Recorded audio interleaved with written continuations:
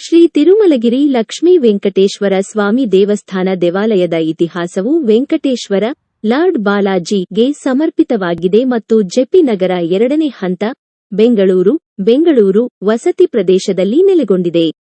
ಪೀಠಾಧಿಪತಿ ವೆಂಕಟೇಶ್ವರ ಸ್ವಾಮಿಯು ಎಡಭಾಗದಲ್ಲಿ ನರಸಿಂಹಸ್ವಾಮಿ ಮತ್ತು ಬಲಭಾಗದಲ್ಲಿ ಶ್ರೀ ಪದ್ಮಾವತಿಯಮ್ಮನವರನ್ನು ಪ್ರತ್ಯೇಕ ಸನ್ನದಿಗಳಾಗಿರುತ್ತಾರೆ. ಭಗವಾನ್ ರಂಗನಾಥ ಸ್ವಾಮಿ, ಭಗವಾನ್ ಆಂಜನೇಯ ಸ್ವಾಮಿ, ಹನುಮಾನ್, ಗಣಪತಿ ಮತ್ತು ಮಹಾಶೇಷ ದೇವರ ಸನ್ನದಿಗಳು ಇವೆ. ಈ ದೇವಾಲಯವನ್ನು ಡಿಸೆಂಬರ್ 29, 1996 ರಂದು ಶ್ರೀ ರಂಗಪ್ರಿಯ ಸ್ವಾಮಿಗಳು ಉದ್ಘಾಟಿಸಿದರು. ಶಿಲಾನ್ಯಾಸ 2011 ರಲ್ಲಿ ಪ್ರಾರಂಭವಾದ ಶ್ರಾವಣ ಮಾಸದಿಂದ ಪ್ರತಿ ಶನಿವಾರದಂದು ದೇವಸ್ಥಾನಕ್ಕೆ ಭೇಟಿ ನೀಡುವ ಎಲ್ಲ ಭಕ್ತರಿಗೆ ನಿತ್ಯ ಪ್ರಸಾದದ ಜೊತೆಗೆ ವಾರಕ್ಕೊಮ್ಮೆ ಅನ್ನದಾನವನ್ನು ಪ್ರಾರಂಭಿಸಲಾಯಿತು.